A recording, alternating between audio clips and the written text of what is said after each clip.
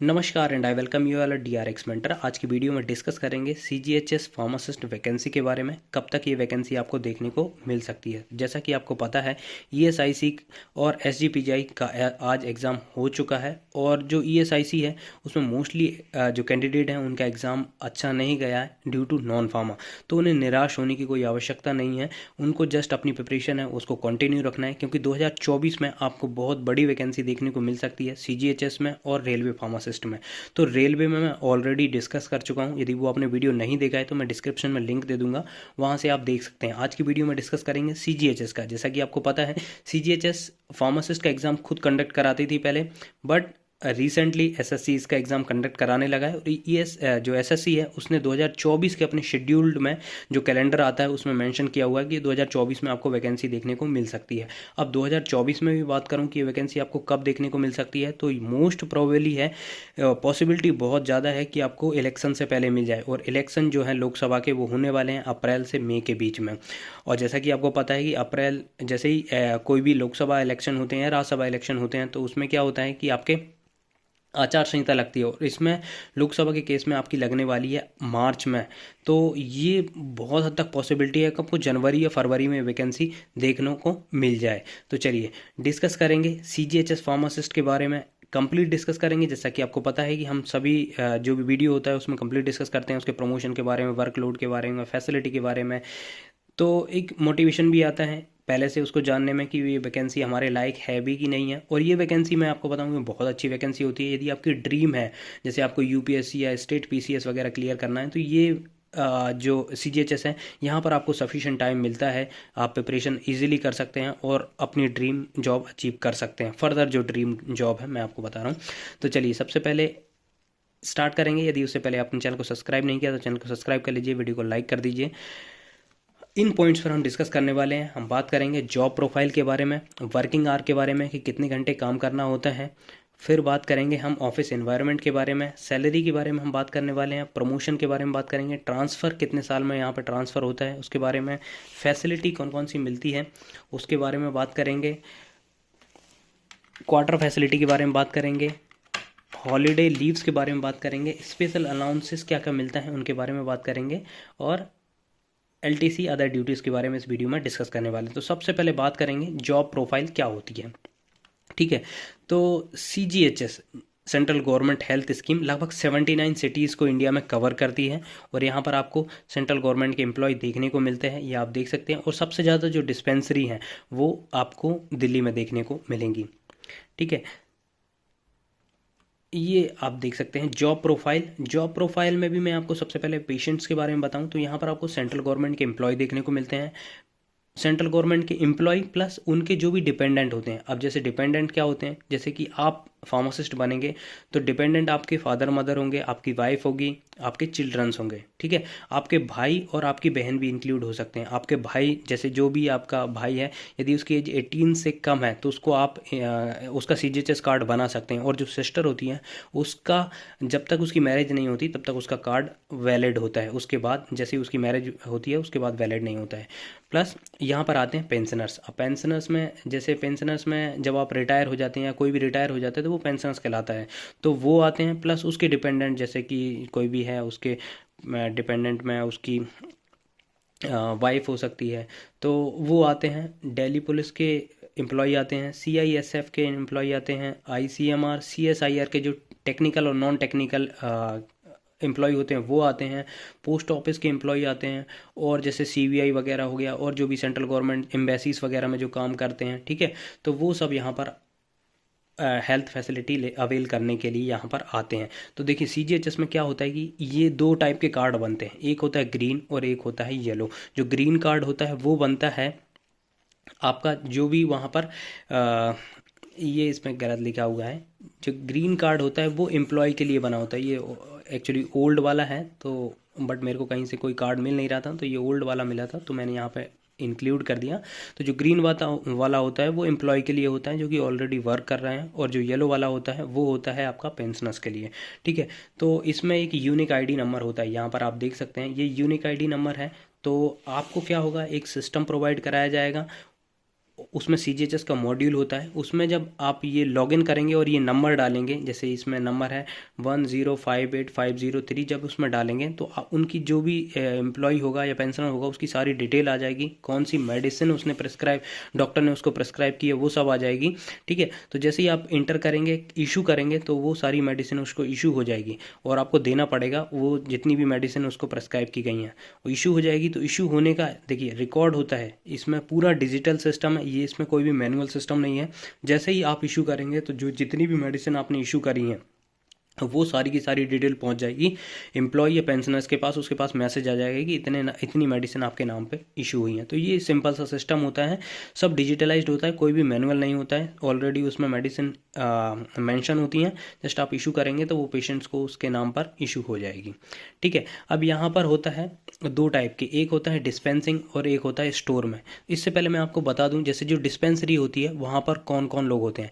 ठीक है, तो जो एक डिस्पेंसरी होती है वहाँ पर होते हैं डॉक्टर्स, फार्मासिस्ट, नर्स, आपके होते हैं क्लर्क, और होते हैं MTS, डाटा एंट्री ऑपरेटर होते हैं, और होते हैं आपके जो अदर सिक्योरिटी गार्ड हो गया या सफाई कर्मचारी हो गए, तो नॉन जो कॉन्ट्रेक्चुअल स्टाफ वो भी होते हैं। ठीक है, तो फार्मासिस्ट जनरली जो दो टाइप की डिस्पेंसरी होती हैं, एक लाइट डिस्पेंसरी और एक हैवी डिस्पेंसरी होती है। तो लाइट डिस्पेंसरी में जनरली आपको 2 से 3 फार्मासिस्ट देखने को मिलते हैं, लेकिन जो हैवी डिस्पेंसरी मतलब जहाँ पर नंबर ऑफ पेशेंट ज़्यादा आते हैं वहाँ पर आपको 5 से 6 फार्मासिस्ट देखने को मिल सकते हैं। ठीक है, तो आगे डिस्कस करते हैं डिस्पेंसिंग। यहाँ पर आपके 2 काउंटर होते हैं, एक काउंटर जहाँ पर गवर्नमेंट सप्लाई मेडिसिन मिलती है और एक होता है LP मतलब होता है लोकल परचेस।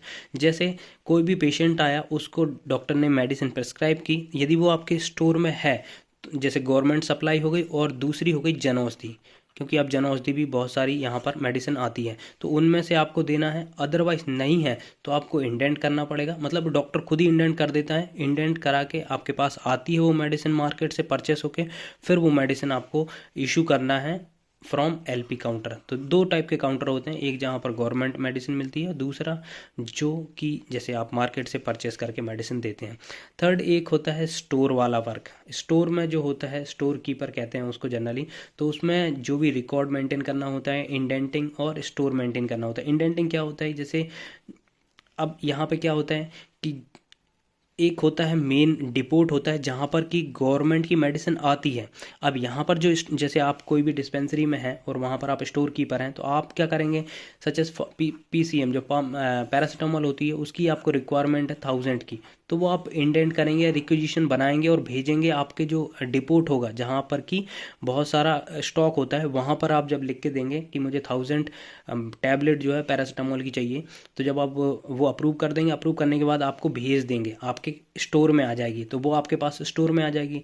अब स्टोर से जाएगी काउंटर वाले के पास, काउंटर में जो भी फार्मासिस्ट होगा वो अपनी रिक्वायरमेंट देगा कि मुझे 100 टैबलेट चाहिए, तब आप जो स्टोर कीपर होगा वो इशू करेगा और काउंटर वाले को वहाँ पर दे देगा, और फिर वो फाइनली जो पेशेंट होगा उसको प्रेस्क्राइब करेगा। तो जो भी मेडिसिन आएगी स्टोर में आएगी सबसे पहले, और स्टोर में आपको मेंटेन करने पड़ेगा। यदि आप स्टोर कीपर हैं तो आपको स्टोर मेंटेन करना पड़ेगा, इंडेंटिंग देखना पड़ेगा, और आपको रिकॉर्ड मेंटेन करना पड़ेगा। एक और यहाँ पर एडिशनल वर्क होता है कि जो भी एक्सपायरी होती है मेडिसिन की, वो आपको टाइम टू टाइम चेक करना पड़ता है और उसका पूरा एक लिस्ट बनाना पड़ता है कि कौन कौन सी मेडिसिन एक्सपायर हो रही है। ठीक है, ये यहाँ पर वर्क होता है। आई होप कि ये बहुत डिटेल में मैंने बताया कि आपको जॉब प्रोफाइल समझ में आया होगा। नेक्स्ट होता है वर्किंग आवर की। देखिए यहाँ पर मैं आपको और भी चीज़ें डिस्कस करूँगा जो कि आपके लिए बहुत ज़्यादा इंपॉर्टेंट होंगे कि आप इसमें अपना जो भी ड्रीम एम होगा उसको अचीव कर सके। तो यहाँ पर जनरली जो मॉर्निंग, देखिए एक ही शिफ्ट होती है, यहाँ पर शिफ्ट में नहीं होता है, तो सुबह आपको 7:30 से 2 बजे तक दोपहर, ये बस वर्किंग आवर होते हैं, और ये होता है Monday to Saturday. Saturday half नहीं होता है, संडे ऑफ होता है। तो यहाँ पर आपको सिर्फ 7:30 से 2 बजे तक ही वर्क करना है। इसके बाद 2 से लेके शाम तक, रात तक आपके पास टाइम है, तो लगभग आपके पास 8 घंटे होते हैं, 8 से 10 घंटे। एक अच्छी खासी प्रिपरेशन आप कर सकते हैं। जैसे जो भी है, यूपीएससी की प्रिपरेशन करना है या स्टेट पीसीएस की प्रिपरेशन करना है या किसी और हायर ग्रेड की जॉब की प्रिपरेशन करना है, तो ये बहुत सूटेबल जॉब है। जैसे ईएसआईसी में मैंने आपको बताया, तो ईएसआईसी में क्या होता है, 9 बजे से लेकर 4 बजे तक वो जॉब होती थी, तो वहाँ पर आप नहीं कर सकते। लेकिन इसमें क्या कर सकते हैं आप कि 2 बजे के बाद आप फ्री हैं, कोई भी कोचिंग भी ले सकते हैं, या आपको कोई अदर जॉब करना है तो वो भी यहाँ पर आप कर सकते हैं। तो ये एक बहुत अच्छी यहाँ पर अपॉर्चुनिटी प्रोवाइड करता है। ये टाइमिंग के कारण मैं बता रहा हूँ कि यदि ये टाइमिंग आपको 7:30 से 2 बजे तक मिलता है तो आप इसका यूटिलाइज़ कर सकते हैं। और फार्मासिस्ट जो भी आपके हायर ग्रेड के एग्ज़ाम हैं उनकी प्रिपरेशन के लिए देखिए, यहाँ पर भी मैं आपको बता दूं कि जैसे विंटर्स होते हैं, विंटर में आपको 7:30 बजे बहुत कम पेशेंट देखने को मिलते हैं।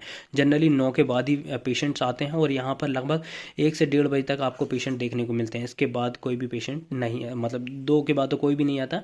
9 से 1:30 के बीच में आपको मैक्सिमम पेशेंट देखने को मिलते हैं, तो कोई प्रॉब्लम नहीं है, आप उसके बीच में भी अपना पढ़ सकते हैं, क्योंकि आपके पास लैपटॉप, आपके पास कंप्यूटर होता है, उसमें नेट कनेक्टेड होता है। यदि आप साइड में पढ़ना भी चाहते हैं, कि आप सोचते हैं कि यदि कोई फार्मासिस्ट कोई भी पेशेंट नहीं आ रहा है, तो आप बैठ के वहाँ पर पढ़ भी सकते हैं। ठीक है, तो इसलिए बहुत अच्छी जॉब है, आप यदि मिलती है तो आपको ज्वाइन करना चाहिए। वर्कलोड की बात करें तो देखिए, वर्कलोड डिपेंड करता है कि आप कौन सी डिस्पेंसरी में है, हैवी डिस्पेंसरी में है कि लाइट डिस्पेंसरी में। जैसे हेवी डिस्पेंसरी में है तो लगभग 1200 पेशेंट तक वहाँ पर आपको देखने को मिलते हैं, तो ये एक थोड़ा सा वर्कलोड तो होता ही है। लाइट डिस्पेंसरी में लगभग आपको 400 से 500 पेशेंट देखने को मिल जाते हैं। ठीक है, और यदि 2 फार्मासिस्ट हैं तो ये वर्क डिवाइड हो जाता है। यदि आप लाइट डिस्पेंसरी में हैं तो एक ही फार्मासिस्ट है, तो आपको 400 से 500 पेशेंट अटेंड करने पड़ेंगे, तो वर्कलोड थोड़ा सा बड़ा है। और एक और सेकंड रीज़न होता है वर्कलोड बढ़ने का, कि यहाँ पर जन औषधि जब से आई है तब से यहाँ पर वर्कलोड बढ़ा हुआ है। ठीक है, नहीं तो ऐसा कोई दिक्कत नहीं है, लाइट डिस्पेंसरी में उतना वर्कलोड नहीं होता था।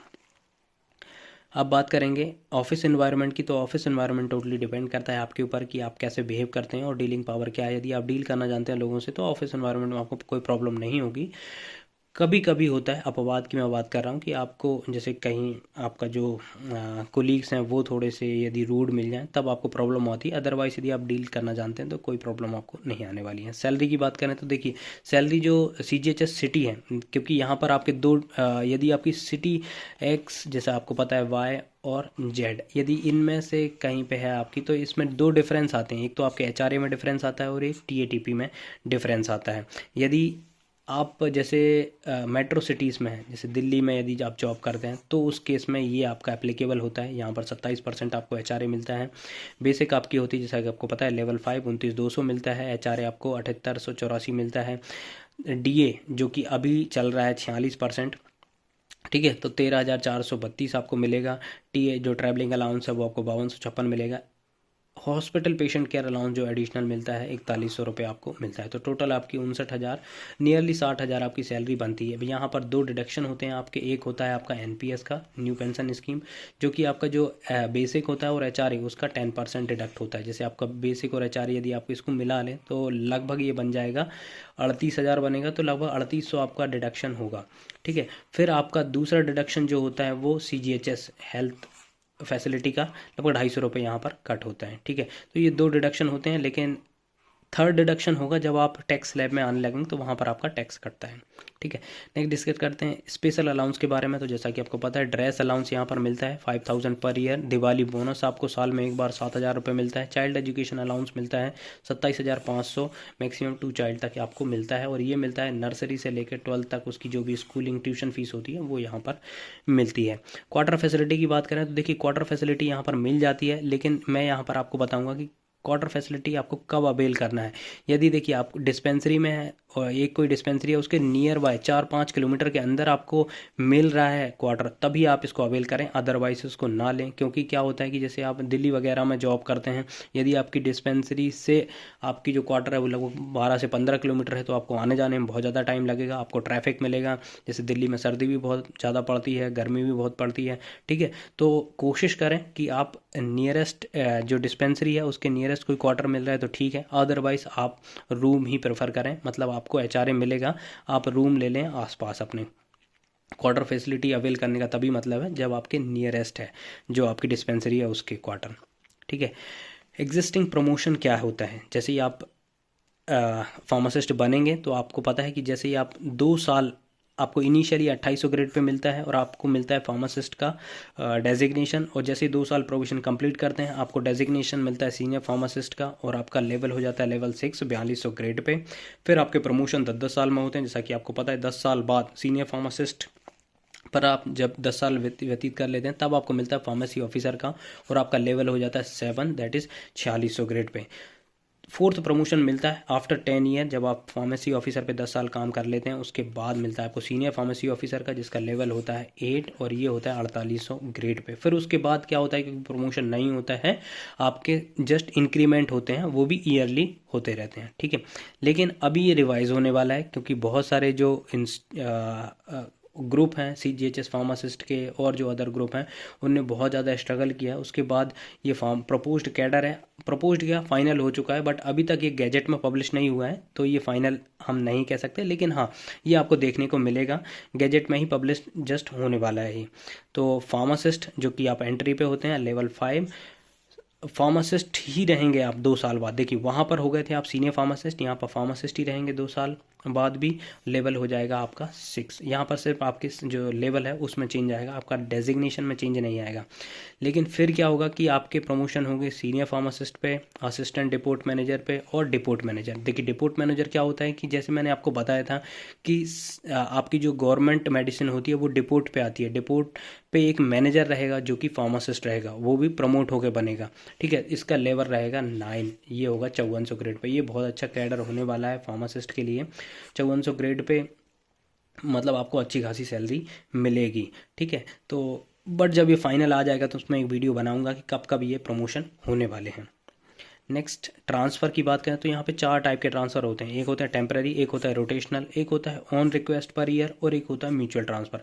अब टेम्पररी ट्रांसफ़र क्या होता है कि जैसे आप कोई डिस्पेंसरी में वर्क कर रहे हैं और दूसरी डिस्पेंसरी आपकी जो सिटी में है उसमें जो फार्मासिस्ट है वो चला गया है मैरिज पे या कोई लीव लेके चला गया है, 1-2 दिन की लीव लेके चला गया है, वहाँ पे कोई भी फार्मासिस्ट नहीं है, तो ये आपको और आपकी डिस्पेंसरी में 2 से 3 फार्मासिस्ट हैं या 4 फार्मासिस्ट हैं, तो कोई भी एक फार्मासिस्ट को यहाँ पर टेम्परेरी के लिए भेजा जा सकता है, ठीक है। तो ये ट्रांसफ़र होता है। दूसरा होता है रोटेशनल, हर 3 साल में रोटेट होता है। जैसे CGHS दिल्ली की बात करूँ तो दिल्ली में बहुत सारी वो हैं डिस्पेंसरी हैं, तो उसमें रोटेशनल ट्रांसफ़र होता रहता है हर 3 साल में। ऑन रिक्वेस्ट जैसे आप MP में वर्क करते हैं, सॉरी आप दिल्ली में वर्क करते हैं और आपको MP जाना है तो हर साल उसके निकलता है ट्रांसफ़र के लिए, आप एप्लीकेशन दे सकते हैं, लेकिन आपके एप्लीकेशन एलिजिबल कब होंगे, 2 साल बाद। 2 साल जब आपका प्रोविजन कंप्लीट हो जाएगा तब आप एलिजिबल होंगे ट्रांसफ़र के लिए। आप एप्लीकेशन दे दें, यदि वहाँ पर पोस्ट वैकेंट होगी आपकी कैटेगरी में, जैसे आप जनरल से बिलोंग करते हैं या आप SC से बिलोंग करते हैं, OBC से बिलोंग कर सकते हैं, यदि उस पर्टिकुलर कैटेगरी की पोस्ट वैकेंट है आपके स्टेट में तो वो आपको सेंड कर देंगे। दूसरा होता है म्यूचुअल ट्रांसफ़र। अब ये क्या होता है, जैसे आप दिल्ली में जॉब कर रहे हैं और एक कोई है फार्मासिस्ट वो MP में जॉब कर रहा है और ये MP वाला वो दिल्ली में आना चाहता है और दिल्ली वाला MP में जाना चाहता है, तो आप उससे कॉन्टैक्ट करके म्यूचुअल ट्रांसफ़र ले सकते हैं, ये फैसिलिटी भी अवेल कर सकते हैं। नेक्स्ट हॉलीडे और लीव के बारे में बात करें तो आपको CL10 मिलती हैं जो कि लैप्स हो जाती हैं, 1 साल में ही आपको यूज़ करना है। 1 जनवरी को आपको मिलती है और 31 दिसंबर को ये तक लागू रहती है, जब तक आपको लेना है तो ले सकते हैं, अदरवाइज यदि आपने नहीं लिया है तो ये लैप्स हो जाएगी। मेडिकल लीव मिलती है आपको 10 और ये आपको ऐड ऑन होती हैं हर साल, जैसे आपने 8 मेडिकल लीव ली और 2 बच गई तो आप इसको ऐड ऑन करा सकते हैं, ठीक है। तो ये आपकी ऐड हो जाएंगी, तो जो नेक्स्ट ईयर होंगी आपकी 12 मेडिकल लीव हो जाएंगी। EL आपको 30 मिलती हैं, ठीक है। तो 30 आप ये भी ऐड ऑन होती हैं, यदि आपने ली हैं तो ठीक है, अदरवाइज जितनी भी बची हुई हैं वो हर नेक्स्ट ईयर आपकी ऐड हो जाएंगी। जैसे आपने 1 साल में 15 EL ली और 15 बच गई तो आपकी जो नेक्स्ट ईयर होंगी वो EL 45 हो जाएंगी। और यहाँ पर आपको जैसे पता है सेंट्रल गवर्नमेंट का एक रूल होता है कि आप रिटायरमेंट के टाइम जितनी भी आपके पास EL है तो मैक्सिमम 300 EL आपको बचाना चाहिए, बचा के रखना है। 300 EL आप इन कैश करा सकते हैं। इन कैश मतलब क्या होता है कि जो भी आपकी लास्ट डे की सैलरी होगी, जैसे मान लो कि आपकी लास्ट डे की सैलरी 10,000 पर डे है, ठीक है, तो 10,000 इंटू 300 कर लीजिए, जितना भी पैसा आएगा तो वो आपको मिलेगा रिटायरमेंट के टाइम पे।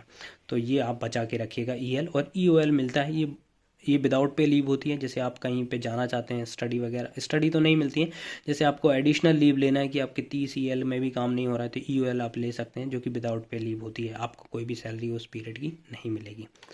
हेल्थ फैसिलिटी देखिए, हेल्थ फैसिलिटी बहुत अच्छी प्रोवाइड करता है सीजीएचएस का जो कार्ड होता है, और जो भी इम्पैनल्ड उसके हॉस्पिटल हैं, इम्पैनल्ड हॉस्पिटल भी बहुत अच्छे अच्छे हॉस्पिटल हैं, जैसे कि मैं बताऊँ आपको फोर्टिस हो गया, उसके बाद आपका मैक्स हो गया, और जो भी प्राइम हॉस्पिटल होते हैं वहाँ पर सीजीएचएस कार्ड एक्सेप्टेड होते हैं, और ये कैशलेस होते हैं। कैशलेस किसके लिए होते हैं वो मैं बता देता हूँ आपको, जो भी सीजीएचएस के एम्प्लॉय होते हैं उनके लिए कैशलेस होते हैं। तो आप जस्ट वहाँ पर जाके एडमिट हो सकते हैं, फ्री में आपका इलाज होगा, कोई प्रॉब्लम नहीं होने वाली, ठीक है।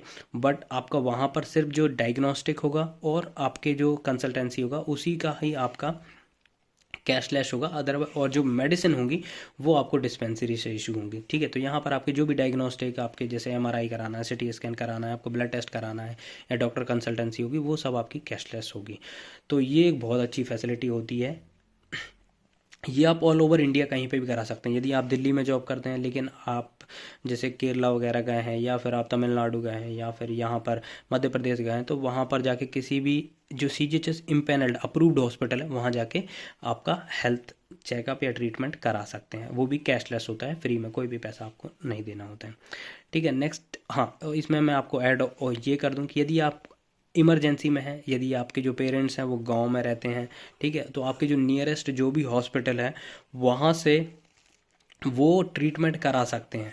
ट्रीटमेंट कराने के बाद जो भी बिल होगा वो आप लगा के, ठीक है, वो लगा देंगे तो आपको रिम्बर्स हो जाएगा। जितना भी उसका बिल होगा वो सब जो भी सीजीएचएस रेट होता है उसके अकॉर्डिंग आपको रिम्बर्स हो जाएगा। नेक्स्ट, जैसा कि आपको पता है एलटीसी दो टाइप की मिलती है, एक होम एलटीसी मिलता है और एक इंडिया टूर के लिए मिलता है।